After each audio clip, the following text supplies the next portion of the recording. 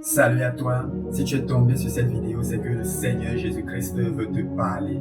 Toi qui es sur le point de te décourager, je ne sais pas quelle situation te fait croire que Dieu n'est plus assis sur son trône. Je ne sais plus quelle situation te fait penser que Dieu en fait a une catégorie de personnes qui l'exaucent. Peut-être on t'a même donné une prophétie, peut-être tu as reçu des paroles, peut-être tu as assez attendu par la foi, la manifestation, la main de l'Éternel dans ta vie, dans ton dossier pour ce sujet de prière que tu attends élevé vers Dieu. Mais je viens avec la certitude de ce soir te dire, l'Éternel t'envoie une réponse. La réponse se trouve dans Proverbe 18 au verset 21. Elle déclare que la vie et la mort sont au pouvoir de la langue. Celui qui l'aime, c'est-à-dire celui qui aime cette langue, en bénéficiera, en mangera des fruits. Je vais te raconter juste une petite histoire. C'est pourquoi je t'invite à regarder cette vidéo jusqu'à la fin. L'histoire est en fait tirée dans le livre de 1 Roi, chapitre 17, à partir du verset 7 au verset 15. La Bible nous fait comprendre une chose. Il y avait un homme qu'on appelait Élie.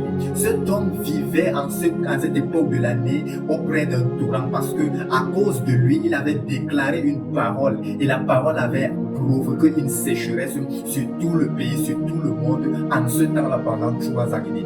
Et cette sécheresse menaçait tout. Alors il était auprès d'un torrent. C'est là-bas que Dieu le nourrissait. Mais un jour, le torrent a séché. Il n'y avait plus d'eau pour lui, plus moyen pour lui de vivre. Et l'Éternel lui a donné une parole. L'Éternel lui a dit, Élie, lève-toi, va à Sarepta, parce que j'ai déjà ordonné à une veuve là-bas de pouvoir prendre soin de toi. Et voici le jeune homme qui va se lever. L'homme de Dieu va se lever. Il va marcher avec la fatigue, avec la famine, avec le soleil. Il marche, il arrive à Sarepta. Et quand il est à Sarepta, il rencontre justement une veuve. Et quand il voit la veuve, d'après lui, il sait que Dieu m'a dit qu'il a déjà ordonné à la veuve. Donc, Élie est donc censé faire quoi? Commencer seulement à donner des ordres et la veuve obéit. C'est pourquoi quand Élie arrive auprès de la veuve, Élie aussi commence à donner véritablement des ordres. Il dit, apporte-moi de l'eau. La femme apporte de l'eau. Il dit, maintenant, va me faire cuire un gâteau. Et la femme va lui dire ceci, mais non, ce n'est pas possible, parce qu'il me reste peu de farine et peu d'huile. Le peu qu'il me reste, en fait, il me reste seulement pour un repas. Je suis censé préparer pour moi et mon fils. Nous allons manger et attendre tranquillement la mort, parce que la sécheresse est partout. On ne sait plus où on trouvera la nourriture. Élie, en ce moment, pouvait commencer à se poser la question, mais comment Dieu veut m'envoyer dans un endroit? Comment Dieu a parlé et j'arrive, la femme n'obéit pas? Comment? Je ne sais pas dans quelle situation. Je ne sais pas quelle parole. Peut-être Dieu t'a parlé au travers des visions, des rêves. Peut-être Dieu t'a parlé au travers des prédications. Peut-être Dieu t'a parlé au travers même de sa parole. Il t'a donné de l'espoir dans cette situation. Mais tu vois la situation persister. Tu vois la maladie persister. Tu vois la chose persister. Elle est têtue. C'est comme si Dieu n'a pas parlé. Qu'est-ce qui s'est passé? Est-ce que ton Dieu a changé? Non, ton Dieu n'a pas changé. Je suis venu te dire, il est temps que tu te lèves et que tu parles. Parce que c'est ce que Élie avait fait. Élie a compris que la femme n'avait pas encore reçu même la parole. La parole était dans l'air, mais il fallait que la parole puisse emprunter un canal pour entrer dans l'oreille de cette femme. C'est pourquoi l'homme de Dieu s'est tenu. Il a dit, ok, va donc, va faire ce que je t'ai dit. Car ainsi parle l'Éternel.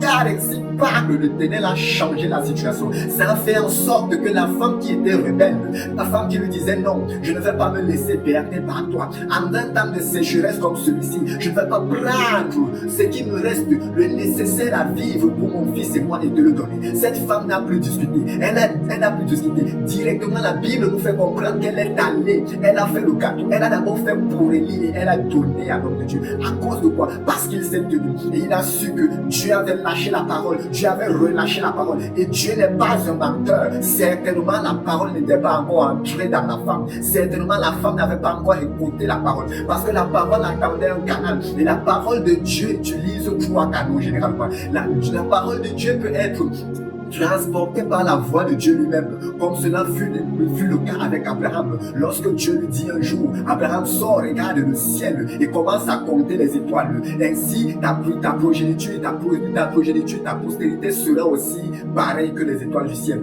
La parole de Dieu aussi peut être transportée par la voix des anges. Nous voyons le cas avec l'ange Gabriel qui parle à Marie. L'ange Gabriel qui se présente et qui dit à Marie que Marie sera enceinte, elle enfantera un saint enfant dont elle donnera glorifiera le nom de Jésus. Nous voyons la voix aussi de Dieu peut être transportée par ta propre voix. Et c'est sur ce point que je veux te faire comprendre que cette situation continue à persister dans ta vie parce que tu n'as pas encore pris le pouvoir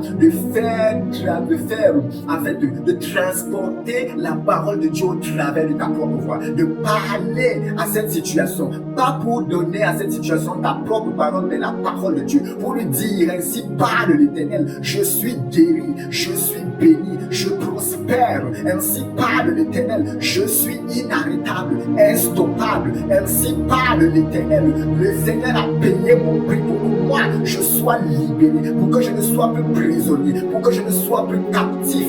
Alors tu dois me libérer et je t'assure dans le nom de Jésus, cette situation changera. De même que la femme veuve a commencé à obéir à Élie, cette situation aussi va changer parce que toute chose obéit à la parole de Dieu. Peut-être ce dossier qui tarde n'a pas encore suivi la parole de Dieu et Dieu attend que tu utilises ta propre langue pour pouvoir maintenant ordonner à ce dossier d'être validé. Dieu attend ta propre langue pour pouvoir te tenir et prier, ordonner à cette promotion. Dieu attend ta propre langue pour pouvoir te tenir et prier et ordonner à tes entrailles de devenir fécond. Je ne sais pas quelle situation, mais je suis venu te dire, Dieu t'appelle à utiliser ta langue pour pouvoir véhiculer sa parole. Que le Seigneur te bénisse.